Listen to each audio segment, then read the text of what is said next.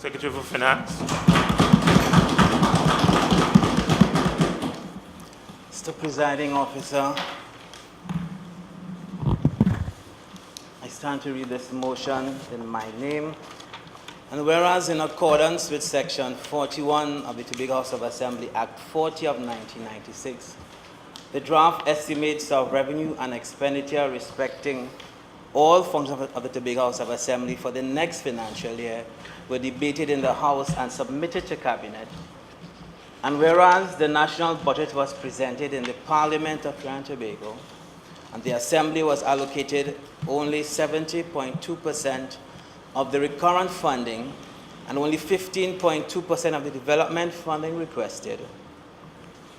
And whereas despite this significant shortfall, this administration remains committed to its mandate to do all such acts and to take all steps as may be necessary for the development of the island and the continued improvement in the quality of life of all residents. Be it resolved that this House approve the strategies, plans, programs, and other activities recommended by the Executive Council for the development of Tobago and the improvement in the quality of life of the residents. And be it further resolved that this House urge all Tobago residents to accept their responsibility in ensuring that the strategies, plans, programs, and other initiatives generate the optimum impact.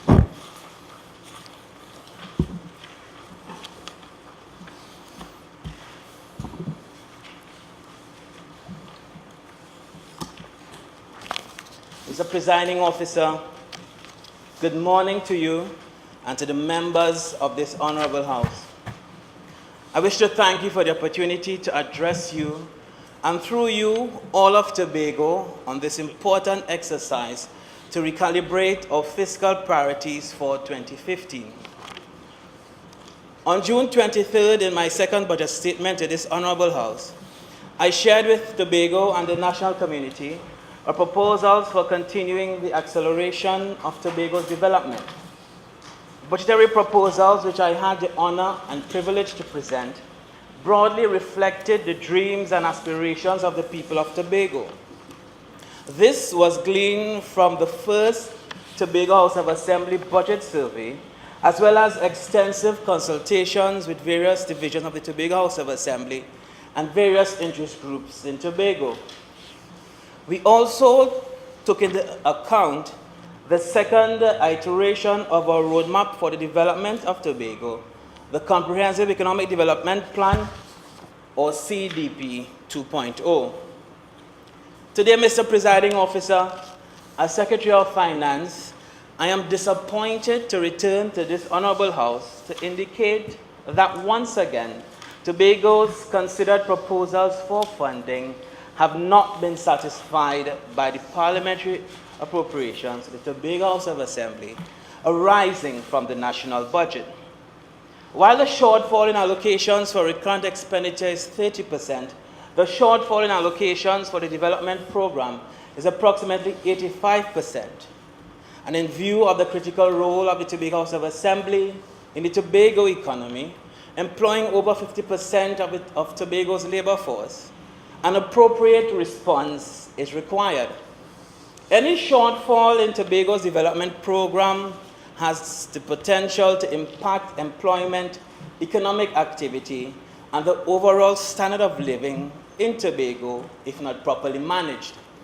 This situation is not helped by the existing legislative arrangements between the Tobago House of Assembly and central government, which continues to be a significant constraint to Tobago's development. So, Presiding Officer, similar to the 2013 motion to recalibrate fiscal priorities, today's motion is intended to do three things: to share the Tobago House of Assembly's plans for adjustment of expenditure to mitigate against any potential harmful effects on the economy and the people of Tobago arising from the downward revision of a proposed budget by the central government.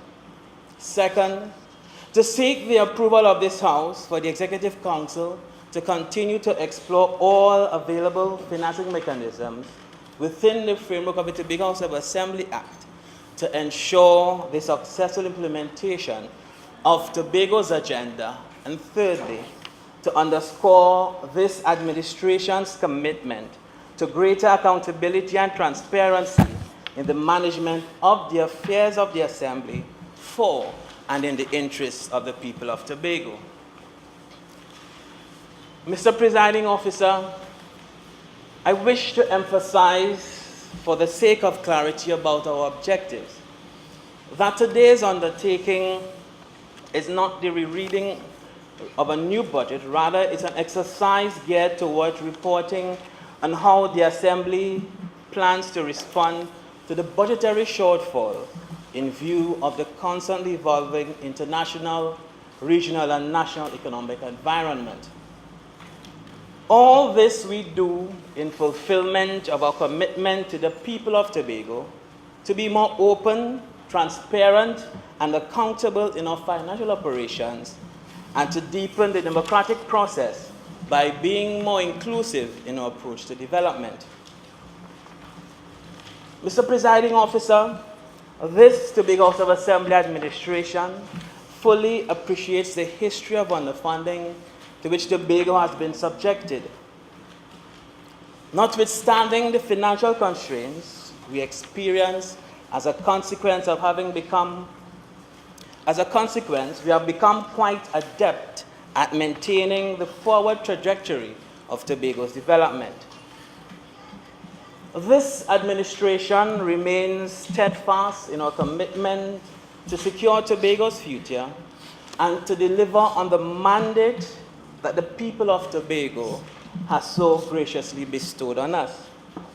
Mr. Presiding Officer, we were elected to lead, and our commitment to the people of Tobago requires that we rise to the occasion rather than complain about the difficulties wrought upon us by a UNC-led coalition government, even now in its last days in government. Mr. Presiding Officer, in order to place the recalibration of our priorities for fiscal 2015 in context, please permit me to update this Honorable House on the progress we have made following a similar exercise undertaken for fiscal 2014.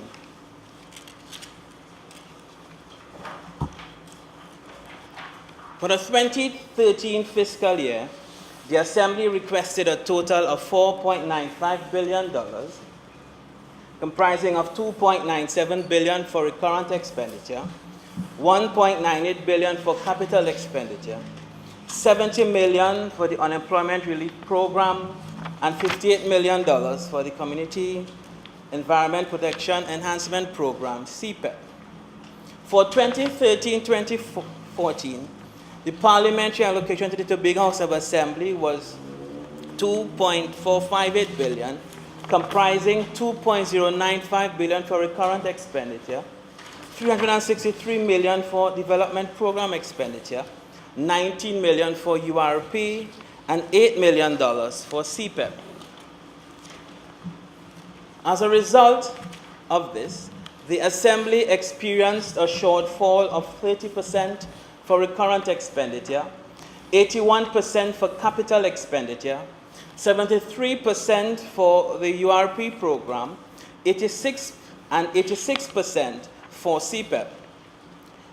The parliamentary allocation to the Tobago House of Assembly for fiscal 2014 was insufficient to fund capital expenditure projects on our two critical social safety net programs, URP and CPEP. As a responsible administration, we carefully re-examined our development program and identified several Assembly priority projects which we deemed as critical.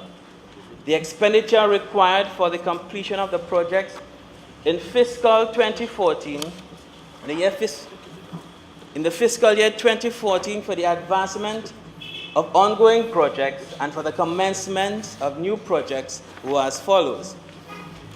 The Shore Park Cultural Complex, $200 million. The Scarborough Library, $50 million. The Adventure Mini Malls, $13.3 million. The Pure Road Repair Program, $10 million. The Road Resurfacing Program, $54 million. The Charlottesville Mini Mall, $13 million. The Charlottesville Fishing Complex, $7 million. The Castara Fishing Complex, $7 million. The Scarborough Abattoir, $10 million.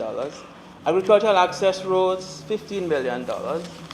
The Lambo Community Center, $4 million. The Community Enhancement Center, $2 million. The Colan Housing Project, $50 million. The Bell Garden Housing Project, $40 million. The Adventure Housing Project, $75 million. And development activity at Cove, $12 million. Also identified as part of it to because of Assembly's priority programs were the URP and CPEP programs. The total financing gap to fund these critical projects and initiatives for fiscal 2014 was estimated at $250.3 million.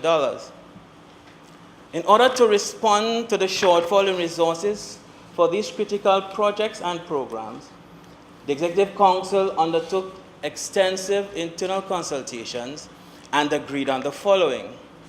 1, the containment of 2014 recurrent expenditure to a maximum of $1.79 billion. The transfer of $279 million from recurrent activities to a special development program line item under the control of the Division of Finance and Enterprise Development to be used for the Tobago House of Assembly priority projects.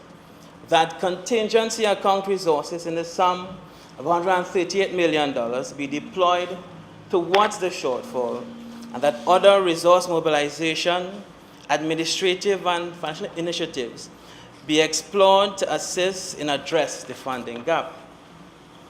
Mr. Presiding Officer, please permit me to give a brief update to this Honorable House on what we were able to achieve over the past year with respect to these priority projects. The Scarborough Library is substantially complete with the Shore Park Cultural Facility, while the Shore Park Cultural Facility is nearing completion. External works on both facilities are in progress. The Bell Garden, Colan, and Adventure Housing projects are in progress, with some 160 lot service and 62 two-bedroom, 1.5 bath townhouses completed. The physical structure of the Lambo Community Center is fully in place.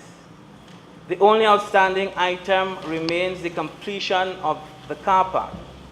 Under the road resurfacing program, 46 roads have been resurfaced. Under the PURE program, there was full implementation on the provision of an emergency access road to the Scarborough Hospital, the widening of the Claude Noel Highway intersection at Rockleyville, and the construction of the Shore Park roundabout. At the Charlottesville Fishing Facility, the superstructure is fully built. And the next stage will include the installation of equipment and hardware. At the Castara Fishing Facility, there was an increase in the scope to provide for the construction of a retaining wall, and this was in keeping with requests from stakeholders in the community. In the past year, Mr. Presiding Officer, the URP program instituted a new inventory management system, which will significantly reduce delays, where workers had to wait on materials to complete projects in the past. This has enabled the unit to undertake even larger projects. There's also been an intensification of the URP agricultural initiative.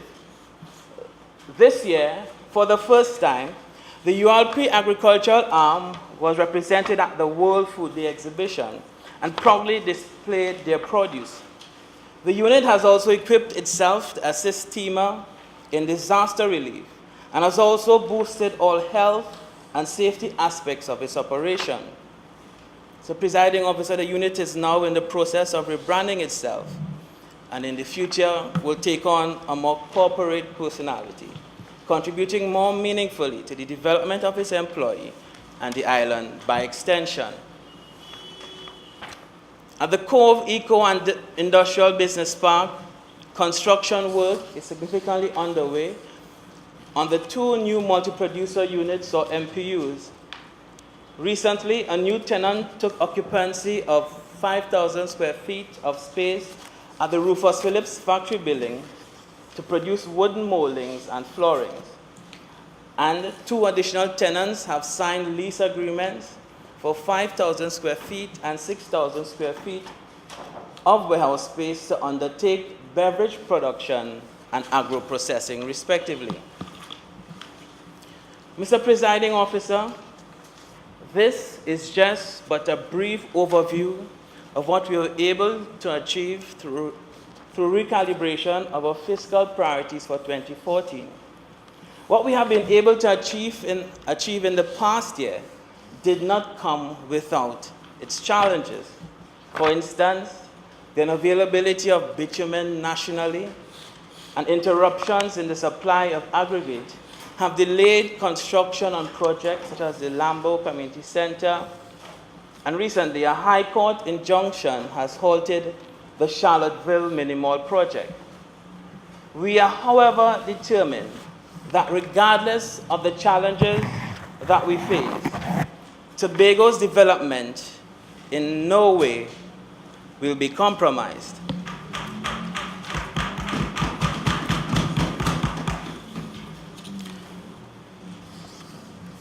Mr. Presiding Officer,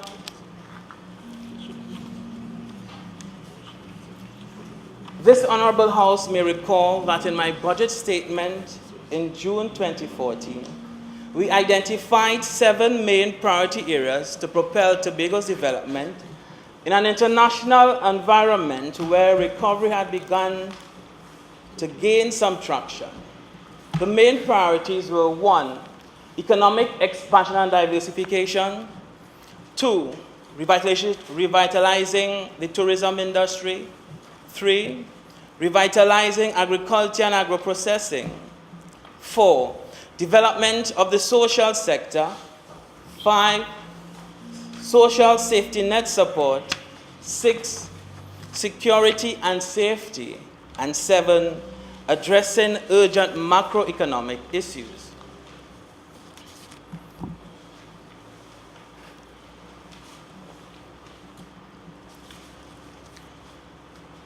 So, Presiding Officer, for fiscal 2015, the Tobago House of Assembly requested a total sum of $5.79 billion.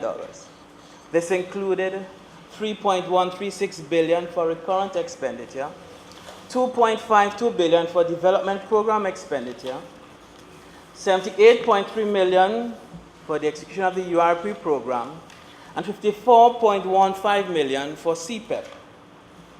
The 2015 parliamentary allocation to the Tobago House of Assembly now stands at $2.609 billion, comprising $2.202 billion for recurrent expenditure and $384 million for the development program. The URP was allocated $23 million and CPEP was allocated $8 million. For fiscal 2015, this resulted in a shortfall of 30% for recurrent expenditure, 84% for capital expenditure, 71% for the unemployment relief program, and 85% for the CPEP program. Mr. Presiding Officer, please permit me to disaggregate the numbers a bit further under the recurrent allocation, outlining the requests division by division. Starting with 1, Assembly Legislature, the request submitted in the draft estimates for fiscal 2015 was $23.8 million, $19.54 million was allocated, a shortfall of $4.26 million, or 17.9%. Office of the Chief Secretary, $217.8 million was requested, $121.67 million was allotted, a shortfall of 96.2%, $96.22 million, or 44.2%. Finance and Enterprise Development, $233.26 million was requested, $131.94 million was allocated, resulting in a shortfall of $101.32 million, or 43.4%. 05, Tourism and Transportation, $275.08 million was requested, $210.65 million was allocated, resulting in a shortfall of $64.43 million, or 23.4%. Under Education, Youth Affairs, and Sport, $527.68 million was requested, and $393.15 million was allocated, resulting in a shortfall of $134.53 million, or 25.5%. Under Community Development and Culture, $160.78 million was requested, $117.4 million was allocated, resulting in a shortfall of $43.38 million, or 27%.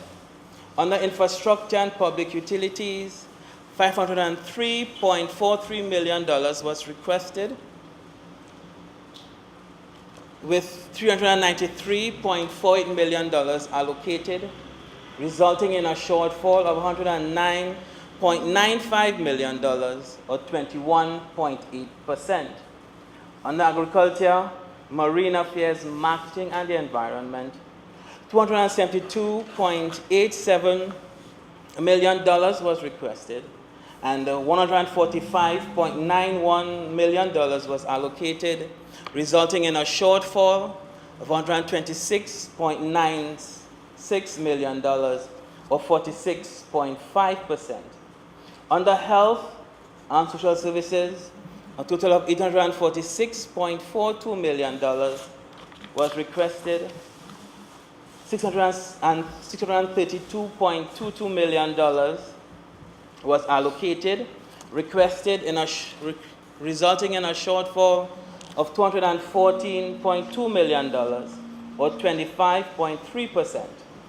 Under Settlements and Labor, under Recurrent Expenditure, $39.58 million was requested, only $20.07 million was allocated, resulting in a shortfall of $19.51 million, or 49.3%.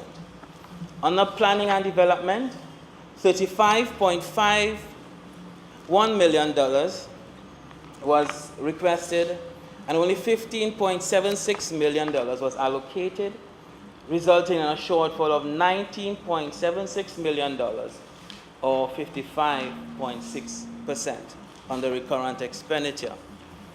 Mr. Presiding Officer, this disaggregated figure indicates the funding received by the Tobago House of Assembly on the recurrent expenditure.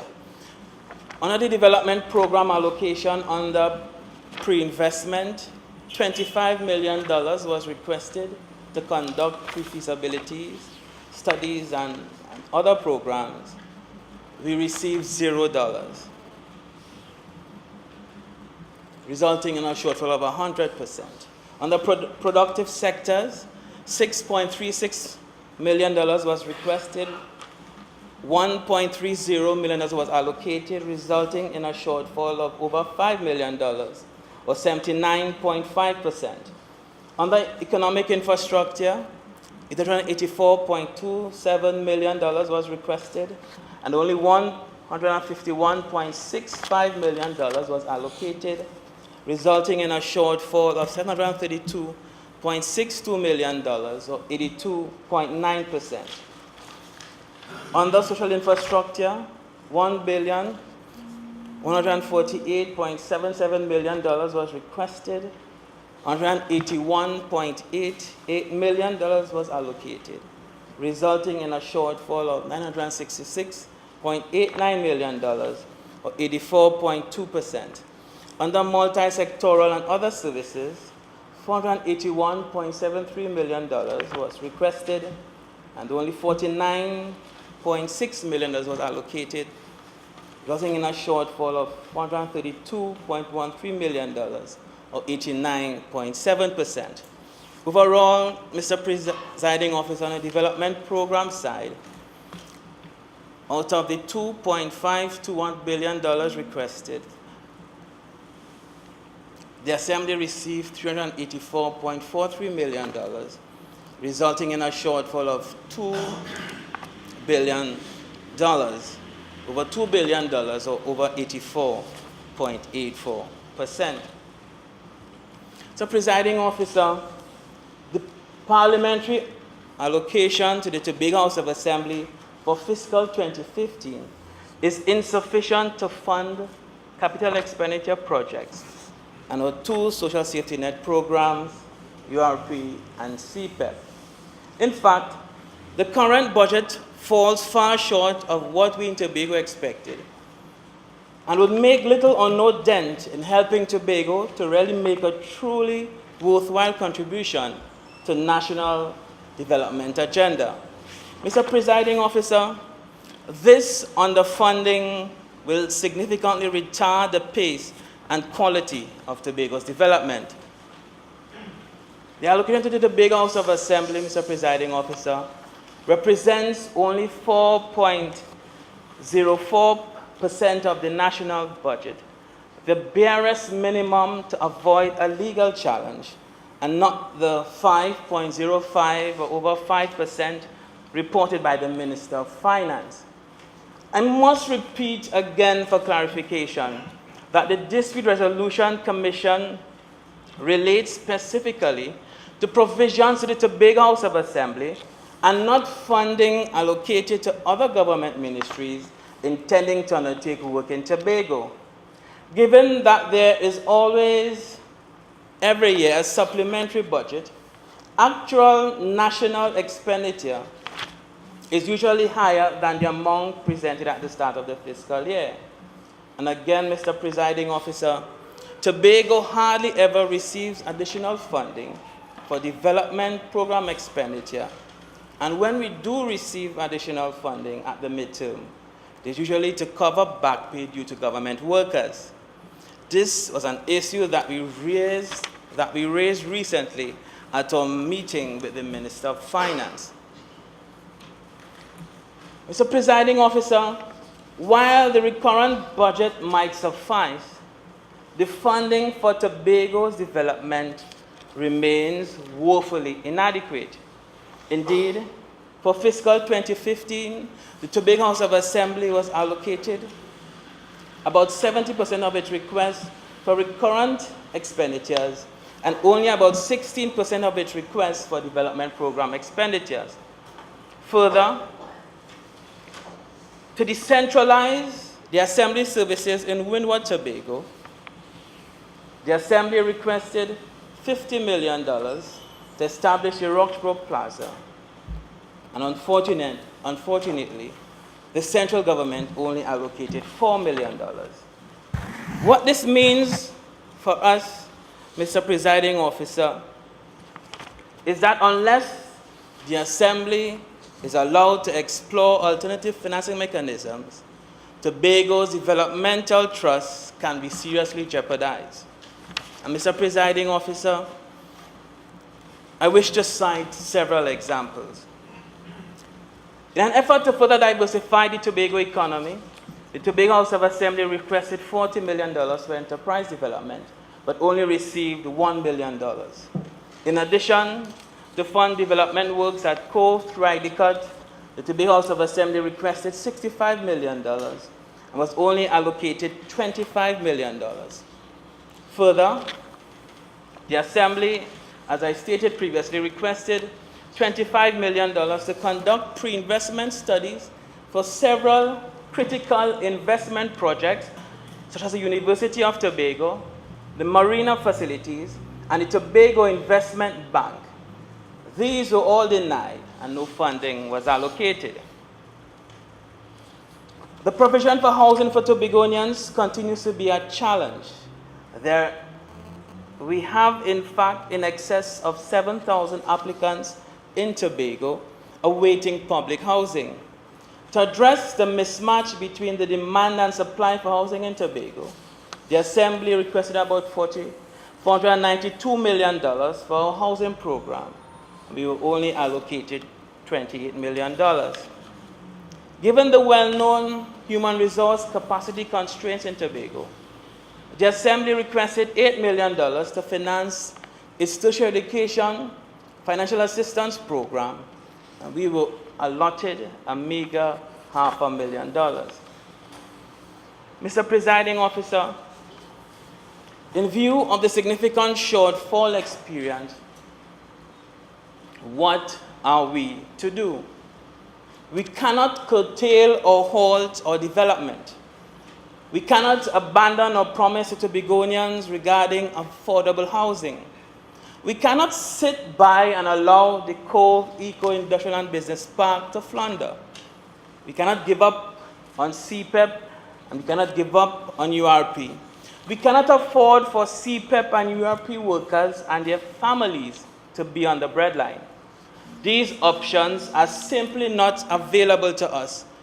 We will do the best with what we have. Mr. Presiding Officer, throughout our history, the people of Tobago have always stood resolute in the face of many seemingly insurmountable obstacles to the island's development. As servants of the people, this administration will explore all available avenues under the law to ensure that Tobago's development agenda is not suffocated.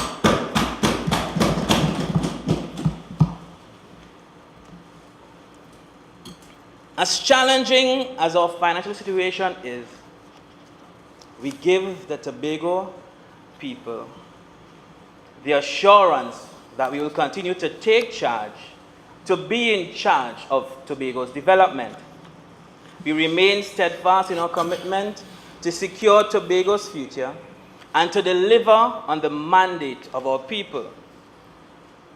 But even as we reaffirm our commitment to the people of Tobago, we recognize that the international, regional, and national context is ever-changing. And as such, the assumptions that we made in June will need to be reviewed.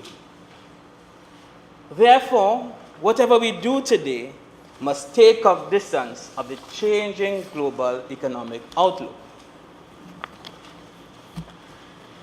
Mr. Presiding Officer, I should state at the onset that I attended the spring meetings of the International Monetary Fund and the World Bank in Washington, D.C. in October 2014 as part of the Trinidad and Tobago delegation to get a first-hand account from international policymakers about the short-term prospects for the global economy.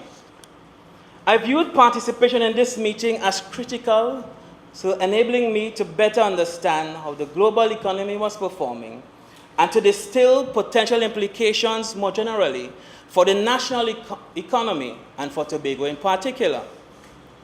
As your Secretary of Finance, I also held bilateral meetings with the IMF's team to Trinidad and Tobago on the challenges and prospects for the Tobago economy, on Tobago's immediate macroeconomic needs, and on potential areas in which Tobago can seek technical assistance from the fund. During my budget presentation in June 2014, I had mentioned, based on the IMF's April 2014 World Economic Outlook, that the global economy was on the mend. As it stands, the recent update on global economic developments issued by the IMF in its October 2014 World Economic Outlook indicates that although the global economy continues to recover from the financial crisis of 2008-2009, the pace of recovery is still somewhat lethargic and remains uneven among developed and developing countries. In fact, with weaker than anticipated global growth occurring in the first half of 2014, the IMF has now revised downwards global projections for 2014 by 0.4 percentage points to 3.3%, while global growth for 2015 has now been lowered to 3.8%. More specifically, despite relatively strong growth expected in Asia and the Pacific region, 5.5% in 2014 and 5.6% in 2015, the euro area continues to be a major drag on global economic growth. The euro area growth has been revised downwards by 0.3 percentage points to 0.8% in 2014 and by 0.2 percentage points to 1.3% in 2015. Naturally, with growth in the euro area, one of Tobago's major traditional markets still weak, it is becoming more urgent for the Tobago House of Assembly and Tobago's hoteliers in the private sector to intensify ongoing efforts to diversify into non-traditional source markets in Latin America, Asia, and Canada to boost tourism activity on the island. Mr. Presiding Officer, the current prognosis from the deliberations in Washington is that the downside risks to the global recovery have been heightened in the wake of increased geopolitical tensions in the Middle East and the outbreak of Ebola, which is wreaking havoc in some West Africa countries. If this outbreak worsens, there are genuine fears for far-reaching negative consequences for travel, trade, productivity, and eventually for global output and the fragile economy that is underway. The consequences for an economy like Tobago, which is still dependent on tourism, could be even more dire. On the regional front, the growth trend is not significantly different from what pertains in the global arena. Lower than expected external demand and softer terms of trade have led to a downward revision in the growth projections for the Latin American and Caribbean region. Growth is now projected at a mere 1.3 and 2.2% in 2014 and 2015 respectively, down from 2.7% in 2013. Closer to home, the tourism-dependent economies in the Caribbean region are expected to grow by only 1.1% and 1.7% respectively in 2014 and 2015. This is below the overall growth average for the Latin American Caribbean region. Commodity exporters in the Caribbean region are expected to fare slightly better, with growth projected at 2.7% and 3% in 2014 and 2015, respectively. Mr. Presiding Officer, on the national front, the latest available data from the 2014 IMF Article 4 consultation for Trinidad and Tobago suggests that real GDP is expected to grow by 2.3% in 2014 and to slow gradually to 2.1% by 2015. With the energy sector gradually recovering from maintenance shutdowns of the recent years, energy output is forecasted to grow more modestly by 2.4% in 2014, up from near flat growth in 2013, while the non-energy sector is expected to maintain a more buoyant growth rate around 2.6% in 2014 and 2015. Mr. Presiding Officer, while economic activity on the national level seems to be experiencing somewhat of a mild recovery, there are still concerns about the potential impact that falling energy prices could pose for growth prospects in the short term. Within recent times, the prices of oil and natural gas have begun to recede from their projected highs as supply disruptions are reduced and new plants come on stream. With the United States expected to become a net exporter of gas by 2016, there could be further compression of energy prices in the short to medium term. Mr. Presiding Officer, we must prepare ourselves for the potential impact of falling energy prices by ensuring that there are other areas of economic activity that could take up the economic slack left by falling oil prices. It is in this context that the Tobago House of Assembly continues to fight for additional resources to propel Tobago's development, not only to improve the lives of the people of Tobago, but also to contribute to a more organized national development trust. Mr. Presiding Officer, the latest monetary policy announcement issued by the central bank also indicates that inflation conditions have begun to change.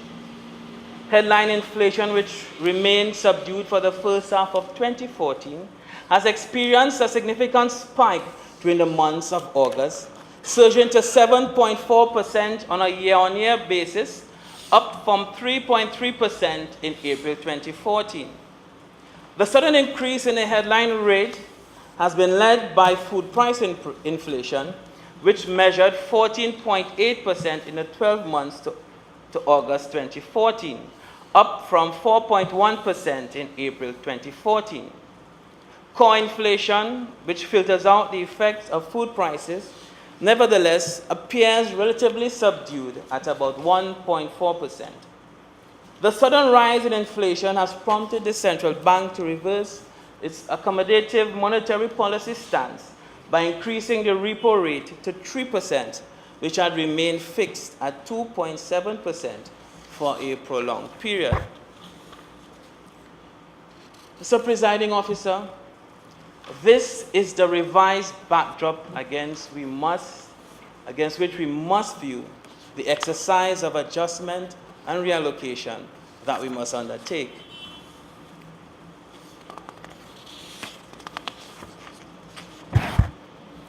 Mr. Presiding Officer, notwithstanding the financial constraints and other challenges faced by the administration, the Tobago House of Assembly remains committed to its responsibility to deliver to all the people of Tobago. Over the past weeks, secretaries of various divisions have engaged the assistance of the administrators and technocrats in the Assembly in a rigorous exercise to revisit and reprioritize the development agenda for fiscal 2015. After much deliberation, sacrifices were made and difficult decisions were agreed upon.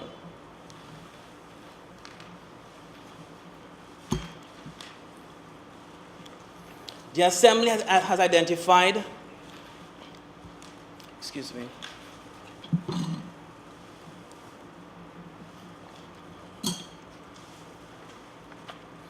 The Assembly has identified priority projects in each division and examined the estimated funding needs so that resources could be deployed in order to ensure that those needs are met and progress is made in the most critical development initiatives. So, Presiding Officer, in order for the Tobago House of Assembly to identify priority projects with respect to its development program, divisions were asked to do two things. First, each division was asked to carefully examine its total parliamentary allocation for the development program for fiscal 2015 and to reallocate funds to projects that are absolutely necessary. That is, projects which the division considers to be must-do projects. These will primarily include the following projects: ongoing projects, projects for which there is a prior commitment, projects for which contractual obligations exist, and projects for which tenders have already been invited or received. Secondly, each division was asked to identify important projects the divisions are unable to implement because of insufficient funding. In selecting the priority projects, Divisions were also asked to consider the following: the alignment of the project with the strategic priorities as outlined in the CDP, the projects for which pre-investment activities, feasibility studies, engineering designs, etc. have been completed, projects likely to have a development impact, and capital projects that are sustainable over a short time and have the ability to generate funds. Each project will be evaluated by its relative contribution to the selection criteria.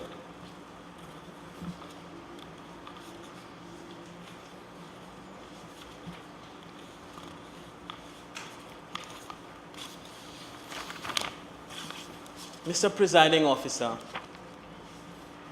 with respect to the Tobago House of Assembly's priority projects for 2015, the categories of projects that we classified as THA must-do projects total $283.8 million, and these include Shore Park, the library, CPEP, URP, and acquisition of hotel plans. On the THA priority projects listing, there are other projects listed where divisions again will look within and seek the approval of the Executive Council to seek funding. But Mr. Presiding Officer, how do we treat with the shortfall on the development program side, and what are the prescriptions that we will adopt to treat with the funding gap for fiscal 2015? These include the following: to limit recurrent expenditure to $1.88 million, resulting in the first instance a transfer of $305 million to finance Tobago House of Assembly priority capital expenditure. The deployment of contingency account resources estimated at $100 million as at September 30th, 2015, to fund the 2015 fiscal shortfall. Thirdly, divisions will be required to reprioritize projects within a development program and deploy funds to critical projects within their development program. No new projects or programs will be considered for funding or are to be undertaken by any division unless the division sources its own funding from within its current year's allocation and with approval granted by the Executive Council. Fifth, the establishment of a PPP project pipeline to treat with large projects that can be considered for funding under the public-private partnership modality. Sixth, the review of historical DRC allocations from 2001-2014, with considerations to be given to triggering the provisions of Section 58 of the Tobago House of Assembly Act. And seven, the further exploration of bilateral funding and technical assistance to aid in the acceleration and advancement of Tobago's development program agenda. Mr. Presiding Officer, and as a last resort, should the need arise, borrowing by way of short-term to fund the shortfall. Funding made available through these measures total $450 million.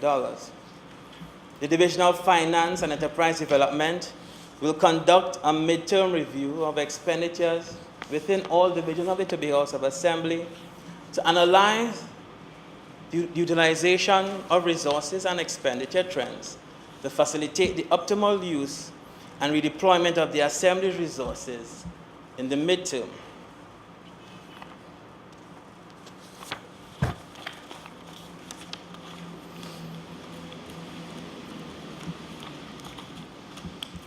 Mr. Presiding Officer,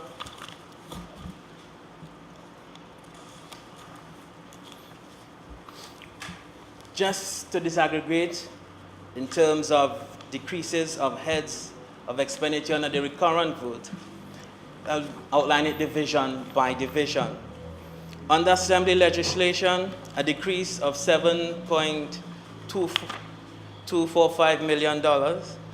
Also of the Chief Secretary, $24.5 $0.04 million under financial enterprise development, $23.683 million under tourism and transportation, $37.303 million under education, youth affairs and sport, $42.24 million under community development and culture, $37.139 million under infrastructure and public utilities, $36.65 million on agriculture, marine affairs, market and the environment, $20.6 million under health and social services, $74.26 million under planning and development, $4.5 million. Mr. Presiding Officer, we know that on an annual basis, the Minister of Finance is faced with significant demands for funding from various government ministries, as well as the Tobago House of Assembly. We fully understand that the resources available to the state are not infinite, that the Minister faces a significant challenge to fund requests from various entities. Therefore, we accept the fact that all our development funding needs cannot be funded from the national purse. We also know that there are several financing options available to Tobago, including the option to borrow. However, under Section 51B of the Tobago House of Assembly Act 40 of 1996, the Assembly requires the approval of the Minister of Finance to borrow to fund capital expenditure. We have sought the support of the Minister of Finance to utilize alternative financing mechanisms to fund our development program based on our own creditworthiness as established by Moody's. It is in this context we wish to seek the formal support of the Minister to engage in public-private partnership arrangements to fund certain development projects on the island that readily lend themselves to this particular node of financing. Mr. Presiding Officer, allow me to update members of this Honorable House on the alternative financing options under consideration by the Division of Finance and on our efforts to ensure greater accountability and transparency within the Tobago House of Assembly and continuing through fiscal 2015.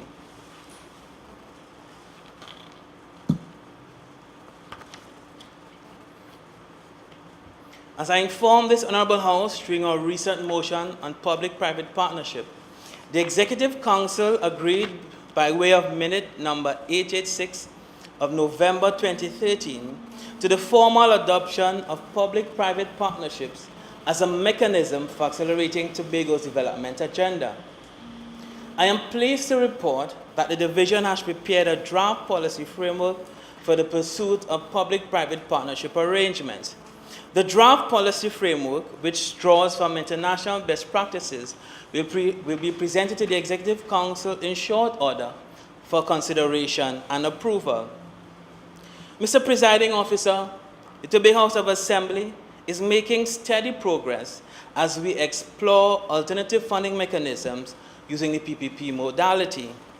I will have much more to bring to this Honorable House in the ensuing fiscal year in this regard. Mr. Presiding Officer, the Assembly will also give consideration to the issuance of a suite of long-term bonds in various tranches over the next 4 years to assist in funding Tobago's development projects. According to current projections, we anticipate that there would be a strong appetite for these development bonds among institutions and individuals, given the relatively high levels of liquidity in the banking system, the credit rating of the Tobago House of Assembly, the low interest rate environment that currently prevails, and Trinidad and Tobago's manageable domestic debt profile. Mr. Presiding Officer, we do not see this approval for bond financing as unreasonable, since the central government has approved and issued bonds in the past to finance the operations of many state enterprises, several of which have a much narrower mandate and credit ratings that are not as strong as the assemblies. In an effort to further supplement our parliamentary allocations, we also see the need to implement certain revenue enhancement mechanisms aimed at boosting revenue generation on the island. For instance, at present, with the exception of the Argyle Waterfall and Pigeon Point, many of our tourist attractions can be accessed free of charge. We will give serious considerations to implementing a user fee for entrance to some of our major tourist attractions, such as the internationally famous rainforests and Fort King George. We also recognize the role that a fully operational Studley Park quarry can play in our revenue generation strategies. Notwithstanding the recent challenges faced at this facility, we believe that this entity has significant potential to become a major revenue generator on the island, and we're committed to restructuring the operations of the quarry to ensure this entity is again fully operational. The member is advised that he has 5 minutes remaining. Thank you, sir. Mr. Presiding Officer, even as we seek to supplement our parliamentary appropriations, it is also important that we seek to ensure that we get value for money from the financial resources that we have. In this context, issues of accountability and transparency are very critical to us. And Mr. Presiding Officer, I began this presentation by outlining 3 objectives. One of these was to underscore this administration's commitment to greater accountability and transparency in the management of the affairs of the Assembly for and in the interest of the people of Tobago.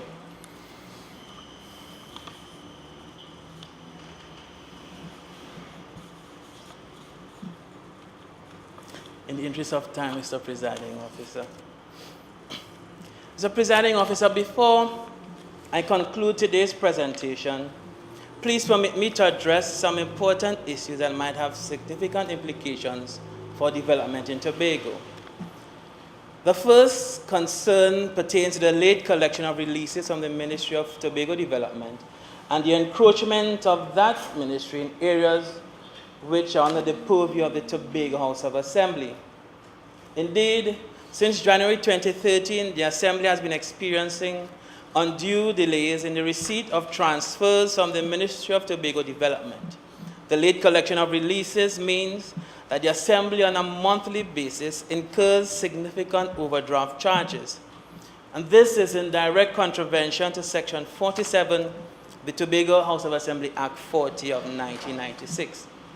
In addition, the Ministry of Tobago Development continues in its attempt to erode and undermine the authority of the Tobago House of Assembly by becoming involved in areas for which the Assembly is responsible under law.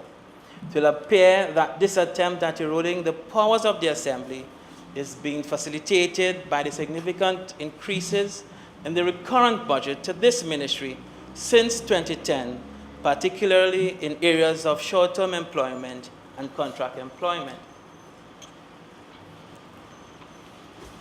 So, Presiding Officer, the second area of concern pertains to the legislative arrangements between Tobago and Trinidad, which continues to constrain significantly our development efforts in Tobago. For instance, we do not currently have the authority and flexibility to engage in certain financial transactions and to source funding to facilitate our developmental agenda based on our own financial credibility, as evidenced by the rating agency Moody's. Further, under the existing legislative arrangements, Tobago's present and potential contributions to the national purse are not clearly defined, and this significantly weakens our negotiating position for any quest for additional funding. This is why the matter of internal self-government is so important to us here in Tobago.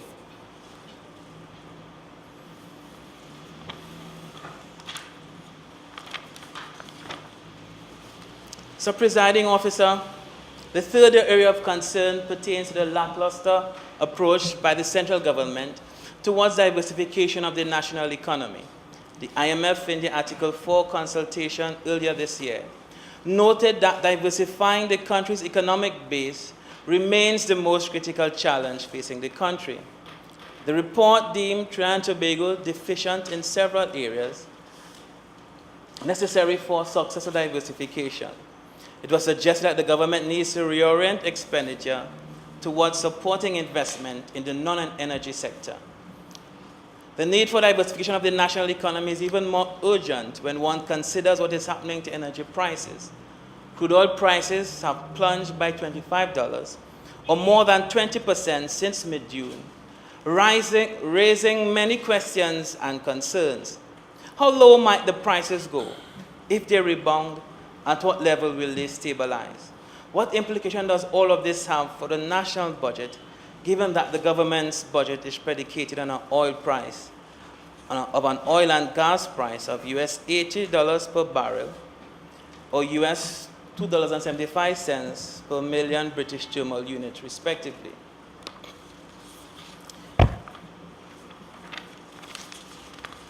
Mr. Presiding Officer, what's my time? 3 minutes? Your time has expired, but I'll allow you to your concluding paragraph. All right, thank you, sir.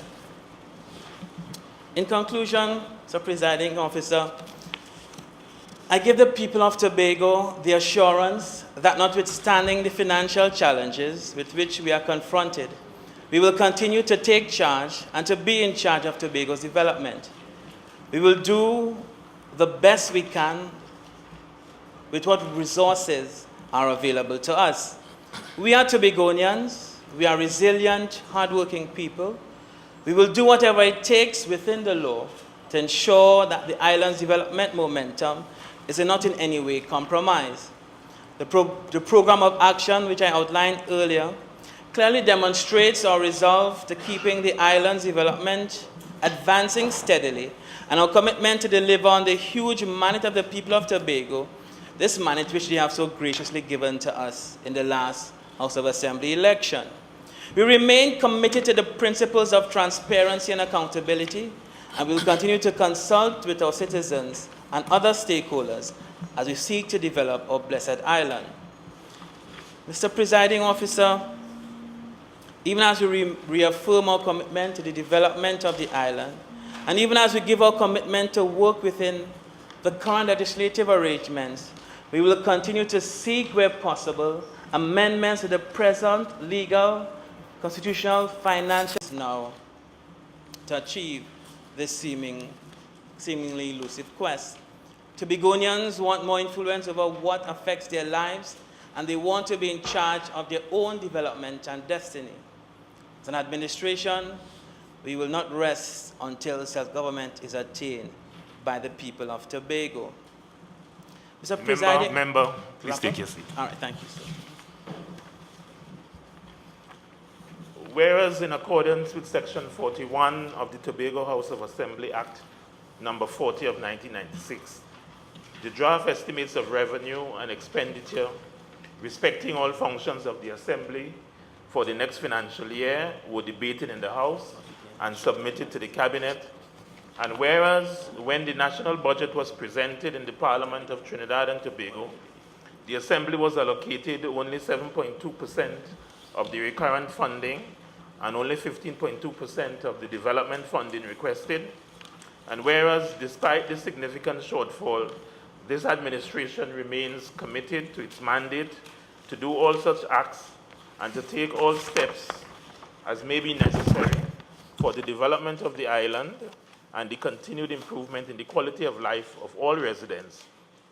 Be it resolved that this House approve the strategies, plans, programs, and other activities recommended by the Executive Council for the development of Tobago and the improvement in the quality of life of the residents. And be it further resolved that this House urge all Tobago residents to accept their responsibility in ensuring that the strategies, plans, programs, and other initiatives generate the optimum impact.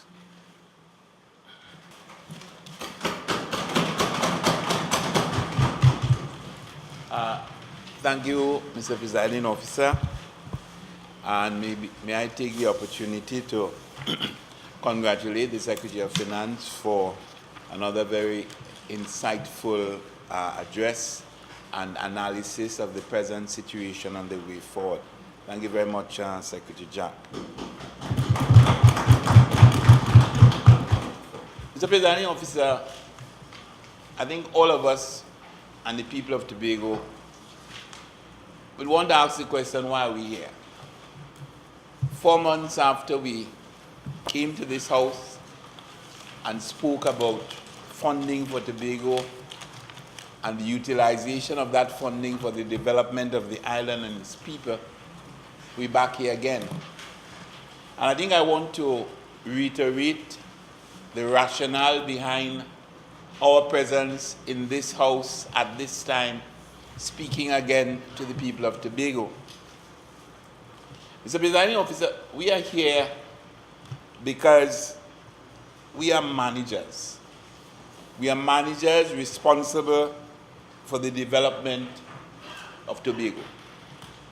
And we're also representatives of the people of Tobago.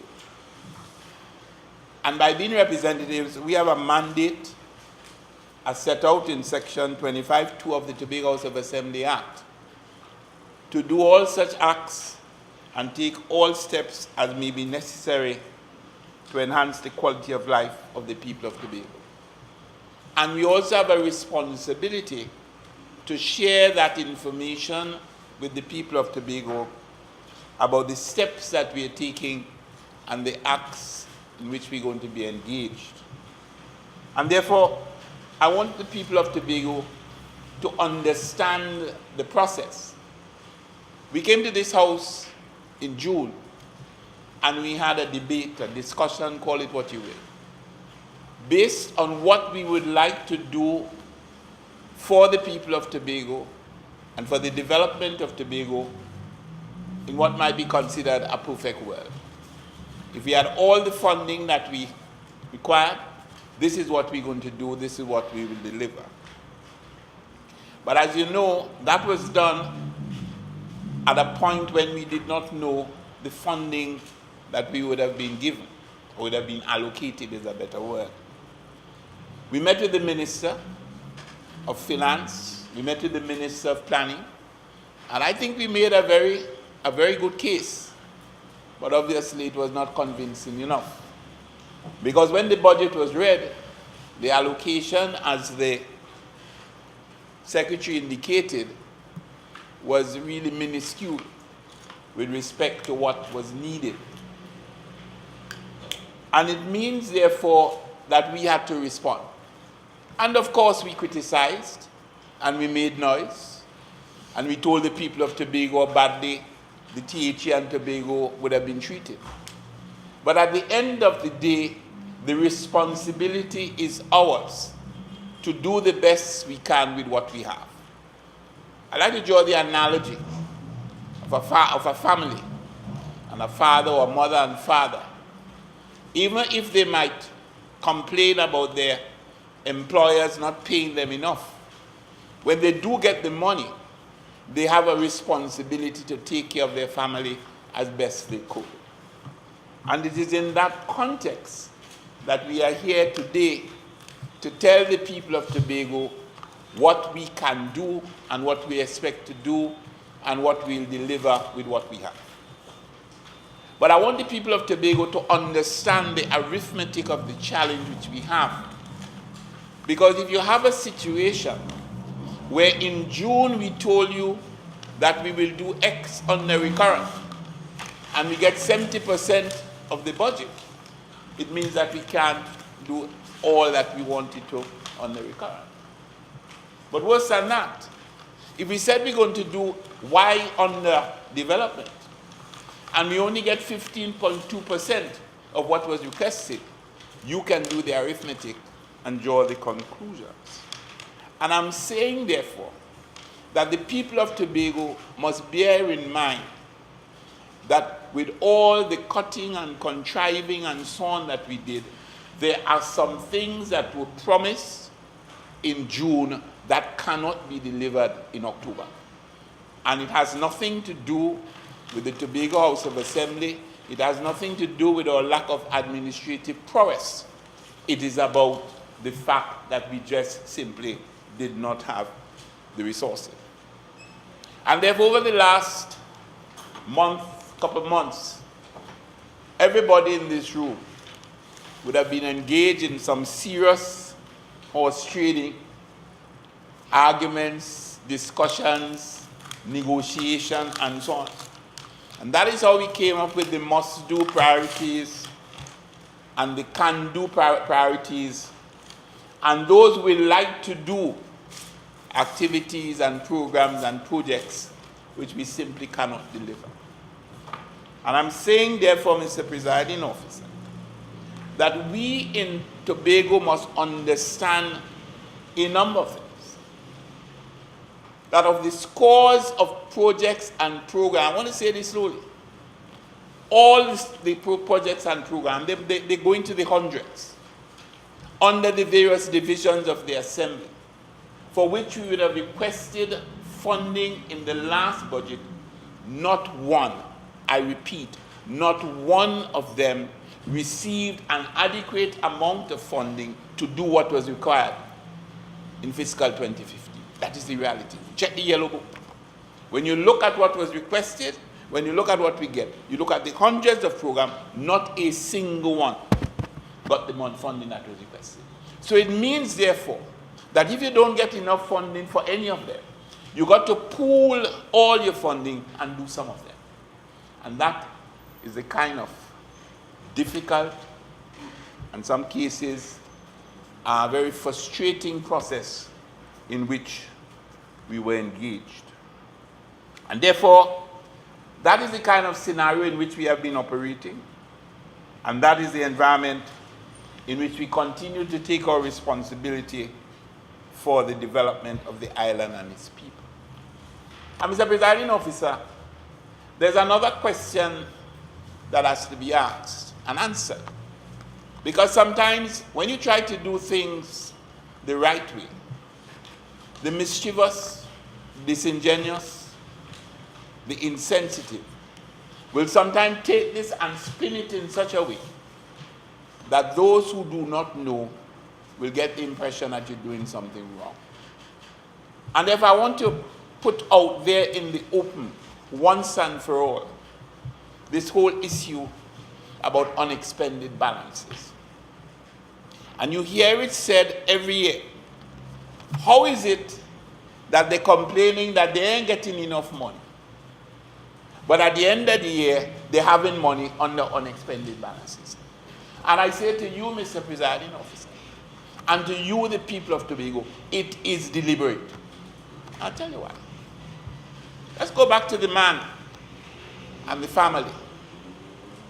Not getting the kind of money he wants from the employer. But if you want to buy a fridge, and you're going to try to back squeeze that $10 every fortnight so that at some point in time you could either buy the fridge or pay down on the fridge. And that is the situation in which we find ourselves. Because, Mr. Presiding Officer, the situation in fiscal 2015 is nothing new to us. We know from beforehand what we are going to get.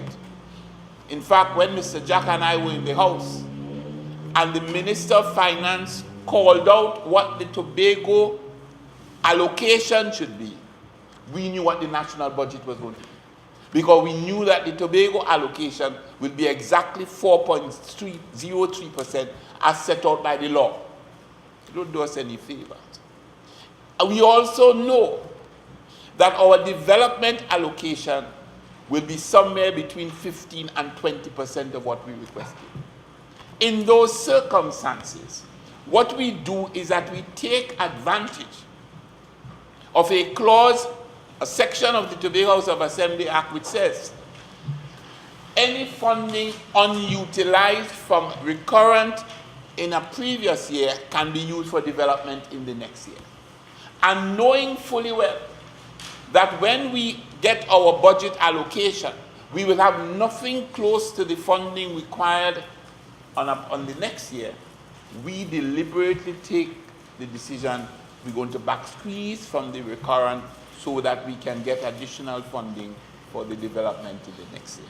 And that is why we are able to survive. Because I'm telling you, the government will love for us to spend out all the money in the previous year. And then when the time comes, we can't fix the roads, we can't complete the projects, and they say the assembly don't know what they're doing. And that is the reality. And we must, instead of joining with the critics in taking the simplistic view that if they don't have enough money, they can't save no money, regardless of the circumstances, you should compliment this assembly for being far-sighted enough, for being efficient enough to ensure that despite a shortfall of 85%, we can still come here and tell the people of Tobago that the projects and the development of Tobago will not be as adversely affected as it could have been. And I want to compliment you. Mr. Presiding Officer, there are always constraints in a budget debate. People expect to hear everything about everything. And what they do here, of course, they say that it's not there. In my case as Chief Secretary, I even have a bigger problem. Because in addition to talking as Chief Secretary, I talk as the Secretary of 2 divisions. And then the Deputy Chief Secretary is not here. And I promise that I will say something about the division of tourism, which of course is one of the more important income generating divisions in the Assembly. And therefore, lest I find myself in the same situation as the last speaker, let me start quickly. Mr. Presiding Officer, let me start with the Office of the Chief Secretary. One of the units in the Office of the Chief Secretary is the Land Management Unit. And I want to make it very clear, Mr. Chief, it is not a land distribution unit. It's a land management unit. Because we have to understand, you see, you hear a lot of talk about we're not giving away the land and we're nothing. The land in Tobago is part of the heritage of the people of Tobago. And when you're talking about heritage, what you do with your heritage is that you utilize what you will need to utilize in your own time, whether it's your lifetime or the term, and then you pass on that heritage to the next generation, the next set of people, so that they could also get from benefit from it. So the fact that the Assembly has 30 odd estates does not mean that we have to give away the 30 other estates in this term. What we do is that we use them as resources of the people of Tobago so that the people of Tobago can benefit from them. And also in a situation where we leave enough that the people who come after us will also be able to derive benefit. Look, I want to tell you, the people of Tobago, something, Mr. Presiding Officer. There are very few countries in the region, I don't know very many, I don't even know any, where the government of the day has the kind of land resources that we have. And therefore, there are very few countries that have the options that we have for development. Many countries now have to go and negotiate with the private sector to do things for the public people. And that is something that we say we're going to try to avoid for this administration and administrations to come. But I want us to also understand, Mr. Presiding Officer, that there has been abuse of the generosity of the Assembly in some cases. Not in all cases, maybe not in most, but in some. And because this has happened, we have to be very careful about how we distribute or manage our land. I'll give you an example. We would have, a couple of years ago, given a gentleman a lease on agricultural land in Tobago, a Tobagonia, for 10 years. You know what he did after 2 years? He sold the 7 remaining years of the lease to a Trinidadian. And then at the end of the 7 years, the Trinidadian is coming to me for me to extend the lease. You understand the position? Because he never intended to do agriculture. And people will come to you, they want to build a house, but they're talking about it. So what we have done, Mr. Presiding Officer, is that we have a process in which the politicians are not involved. We have, in fact, a state lands management committee. When applications are made, it goes to this committee, and this committee will make recommendations to me, and I take those recommendations to the Executive Council. I do not give myself the authority, and I do not have the authority to give anybody land. Every piece of land allocated in Tobago from this assembly is done so with the approval of the Executive Council. And it means, therefore, that Tobagonians have got to understand that when people are talking about us not distributing, what we are in fact doing is ensuring that we are managing. And one of the things, Mr. Presiding Officer, is that you hear a lot of talk about what we're not doing. But there is not enough information as to what is being done. Bearing in mind that land management, the land management usually gives out land for agriculture, entrepreneurial activities, and in rare cases, the emergency. And in fiscal 2014, there were 30 approvals to occupy state lands, 37 leases distributed for lands at Lamy Road and Adelphi. And then this is important. There are people who are living on state lands for periods in excess of 10 years. And in these cases, we are going to regularize them. But we are regularizing them in a manner that will not encourage squatting. Because once people know that you're regularizing people living, everybody wants to get on as if they're living. So that we are going through that process. But in the meantime, we are allowing those people to live comfortably by giving them permission to get the utilities. And I'll give you an idea of what we have done just over the past year. WASA, 47 people. Tiantec, 73 people. Department of Settlement, 42 people. National Commission of Self-Help, 6 people. National Social Development Program, 3 people. Letters of comfort, we gave to 17 people. In other words, Mr. Presiding Officer, we are attempting to be sensitive to the realities of the situation. If somebody is living on a plot of land for 10 years or more, and that person wishes to get a WASA connection, even before we give them a letter of comfort or we're able to arrange a lease, we try to ensure that we facilitate.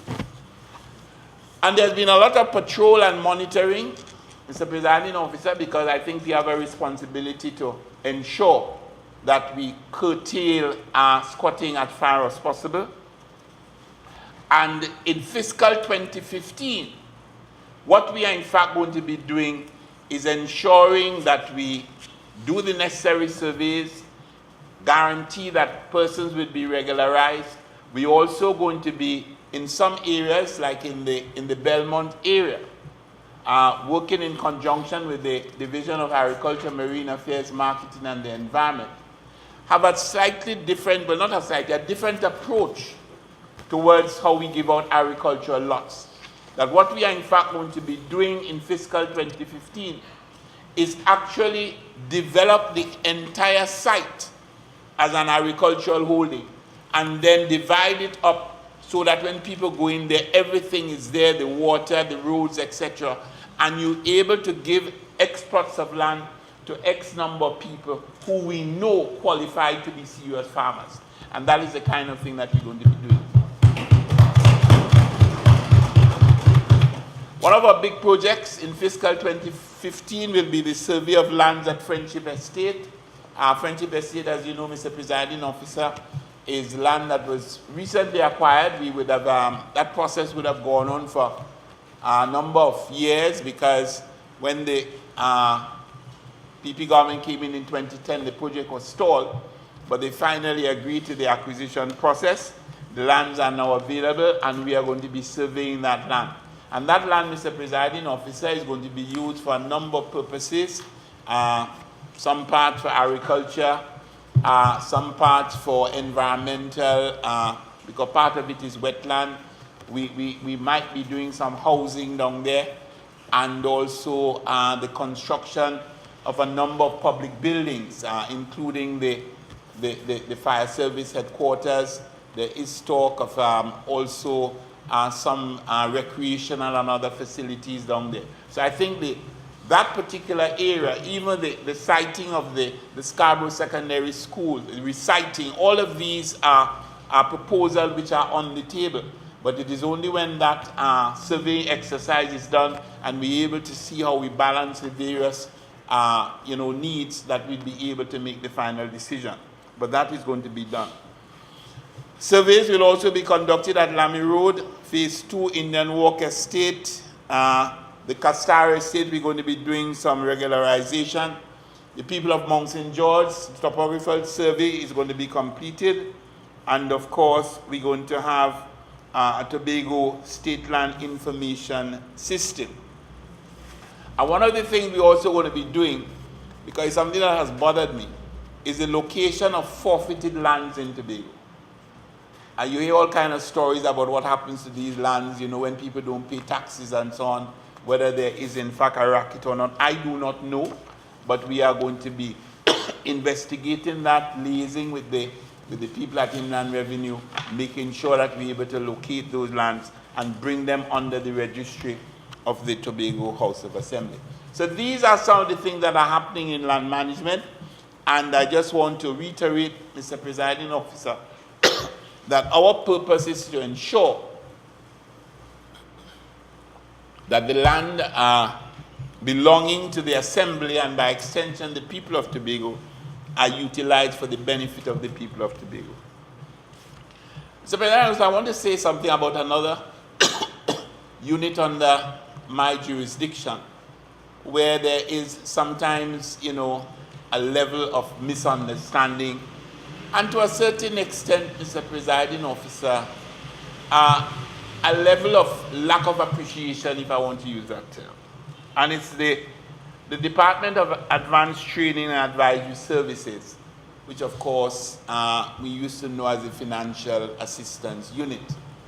The name was changed a couple of years ago deliberately because we did not want to give the impression that this was a money dispensing unit.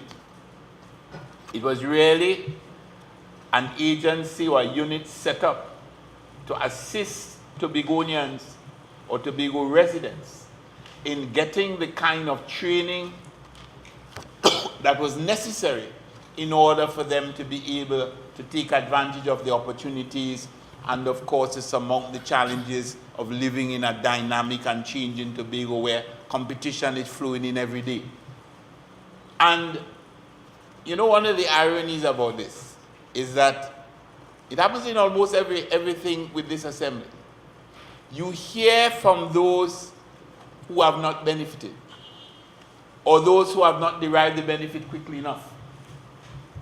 But you don't hear from those who get the benefits.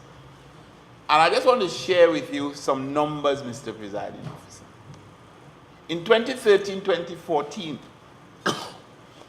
we awarded 148 traditional awards. Traditional awards are awards to persons who go into established tertiary level institution, whether it's college, university, Trinidad, Tobago, overseas, whatever.